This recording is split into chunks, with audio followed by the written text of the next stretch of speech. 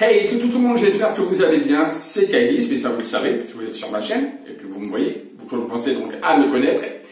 Donc aujourd'hui, je vais vous faire une petite vidéo sur tout simplement les cas de possession. Quand peut-on dire que quelqu'un est possédé par un esprit malin, malfaisant, négatif, une entité, ou des embus ou des larves qui sont sur nous. Donc on va essayer de regarder ensemble les différents cas de possession et à quel moment il faut agir, donc surtout, et comment agir donc, voilà, s'il faut un exorcisme ou si on peut agir un petit peu avant par des énergies qui puissent nous protéger. Donc comment s'en protéger? Voilà. Donc on va regarder auparavant. Donc je vais vous dire un petit peu tout ça, selon ma connaissance, bien sûr, à moi. Surtout n'oubliez pas de commenter la vidéo et dites ce que vous en pensez, ce que vous savez, vos connaissances également, d'accord? Peut-être que je vais peut-être oublier certains éléments qui sont peut-être importants. Donc n'hésitez pas surtout à me le dire. Il faut savoir que moi les vidéos, je ne fais pas de script avant, d'accord? Je ne fais pas de script, il n'y a rien sur ma vidéo, je balance mon savoir et c'est tout. Donc il n'y a pas de préparation dans mes vidéos. Tout n'est rien n'est scripté, d'accord? Donc voilà, donc c'est très simple. Donc c'est vrai que je peux être amené à ce que j'oublie certaines choses ou même que je fasse certaines erreurs. Donc il ne faut pas hésiter dans les commentaires à me le dire, tout simplement.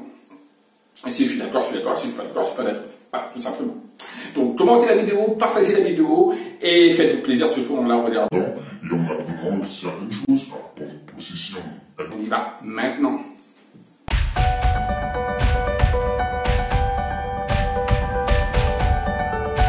Salut à tous, aujourd'hui nous sommes vendredi. Avez-vous déjà invoqué les esprits?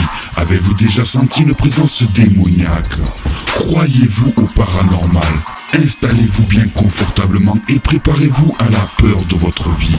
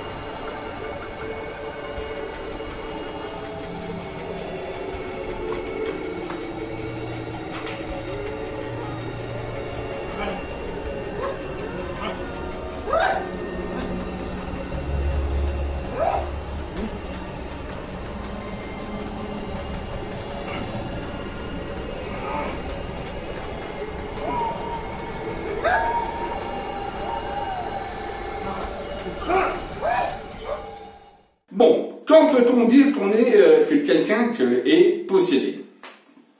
Alors il y a plusieurs facteurs. Moi je dirais il y a à peu près 4-5 facteurs qui sont où on peut dire, mais il faut encore que ces 4-5 facteurs soient concomitants. C'est-à-dire qu'il ne faut pas qu'il y en ait qu'un ou deux ou trois, il faut qu'il y ait les 4 ou les 5, voilà les 5 que je vais vous donner plutôt, il faut qu'il y ait les 5 cas présents. S'il en manque un, ce n'est pas une possession. Ok?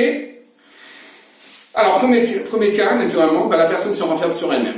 Donc ça, c'est un des premiers cas. On voit la personne qui commence à se renfermer. C'est une personne avant peut-être totalement expansive, créative, très lumineuse, qui allait tout le temps de l'avant, et du jour au lendemain, elle commence à s'éteindre, elle commence à se renfermer sur elle-même, et à se replier sur elle-même, donc elle perd le contact de la réalité, et donc de l'extérieur. Donc déjà, premier signe, elle se renferme sur elle-même. Deuxième cas, d'accord, qui peut démontrer donc une forme de possession, elle ne prend plus soin d'elle. Elle ne prend plus soin ni d'elle, ni de sa maison. C'est-à-dire que cette personne-là se laisse aller tout simplement. Donc, se laisse aller, c'est-à-dire qu'elle peut très bien sentir mauvais. Quand vous allez chez elle, tout est en bordel, tout est sale, tout est voilà, tout sale, et également, elle est très souvent dans le noir. Donc ça, c'est également à s'en inquiéter au bout d'un moment. Mais il faut encore que je répète qu'il y ait les 5 cas en même temps. D'accord? Donc, deuxième cas, dont on vous dit, elle ne prend plus soin d'elle, elle ne prend plus soin de sa maison, voilà, donc automatiquement plus d'hygiène de vie, plus rien. Deuxième cas.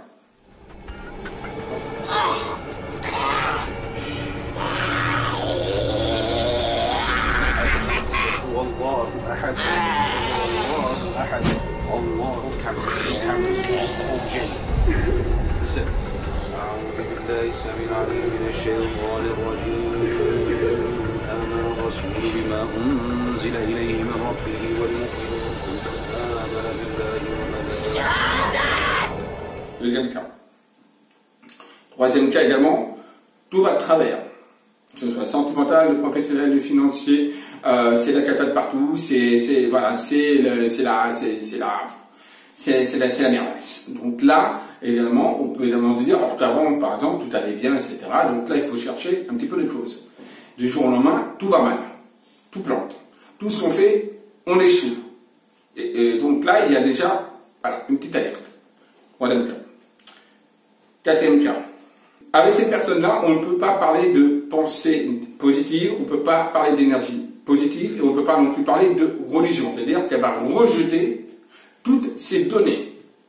Donc, dès que vous allez lui parler, par exemple, de religion, de Dieu, de quoi, ou de spiritualité, ou d'énergie négative, positive, ou de réciter des mantras positifs, etc., elle va le refuser catégoriquement, et elle va vraiment s'en éloigner. Elle peut même devenir extrêmement violente. Donc ça, c'est le quatrième cas. Cinquième cas.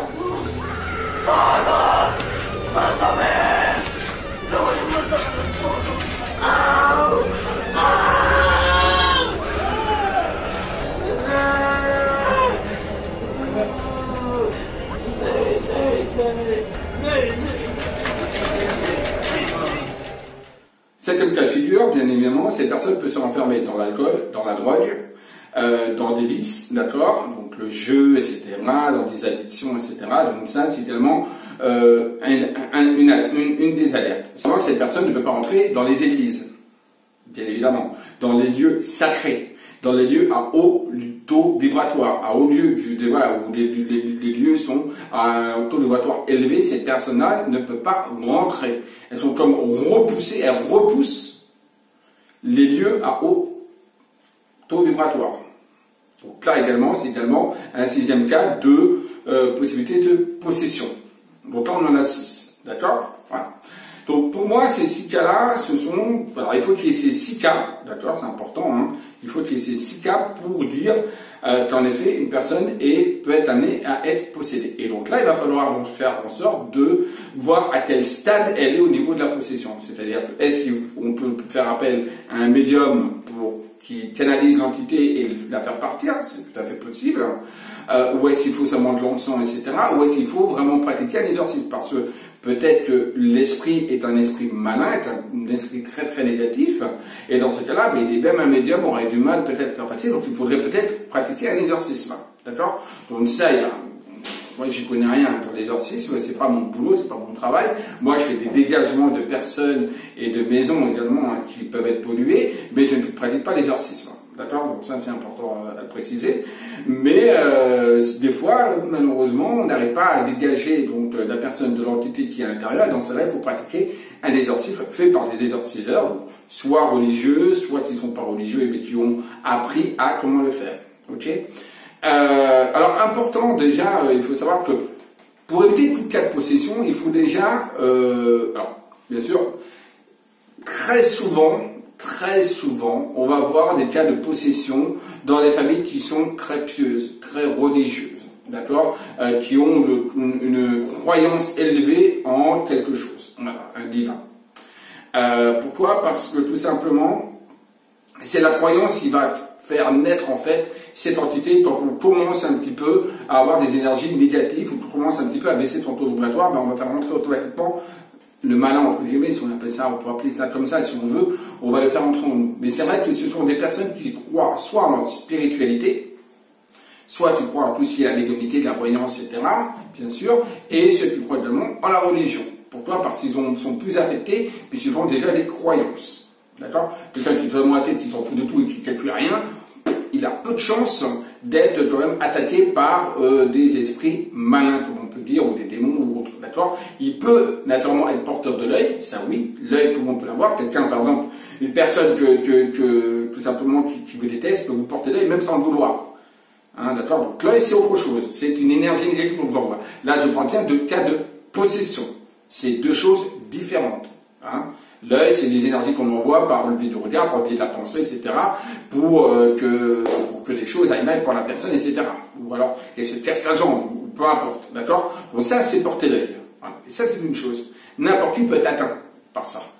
Parce que c'est une énergie. Ce n'est pas une entité, ce n'est pas un esprit. Mais la possession, c'est un esprit. Donc c'est totalement différent. Ok? Bon, c'était juste une petite parenthèse.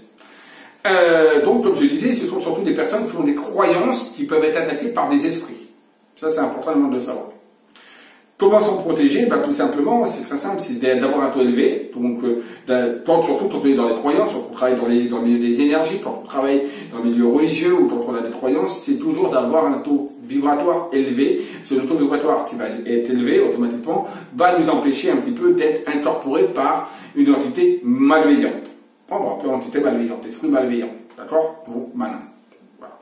Donc ça, c'est important. Toujours essayer d'avoir un taux vibratoire donc élevé. Pour ça, vous avez plusieurs possibilités, plusieurs techniques. D'ailleurs, je vous invite à regarder sur Internet. Il y a la méditation, bien sûr, il y a la respiration, il y a les pensées positives, créatrices, les mantras, etc.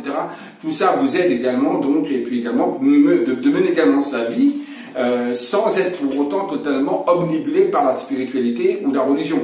C'est important. D'accord? Parce que, tout simplement, si vous êtes totalement omnibulé par la spiritualité et la religion, il va faire qu'à un moment donné, de toute façon, vous allez être un petit peu déconnecté. Et c'est là que peuvent arriver les dangers. C'est pour ça qu'il faut être très terre à terre et être ancré également au sol. Donc ça, c'est important. D'accord? Pour éviter justement toute incorporation par des esprits, donc, comme je disais, malveillants. Voilà. Donc, j'espère que cette petite vidéo que j'ai fait sur les cas de possession vous aura plu. Si c'est le cas, un petit pouce en haut. Et surtout, n'oubliez pas, commentez, dites-moi si vous avez vécu des cas de possession ou pas, ou des cas pourquoi pas, de mauvais œil, enfin bref, des cas, tout simplement. Et également, je vous invite également dans les commentaires, à me dire quel est le type de vidéo vous vouliez que je puisse vous faire. Tout simplement, n'hésitez pas à me le dire dans les commentaires. Je vous dis à tous à très très vite, bisous et surtout n'oubliez pas, aimez-vous et aimez les autres. Bisous à tous.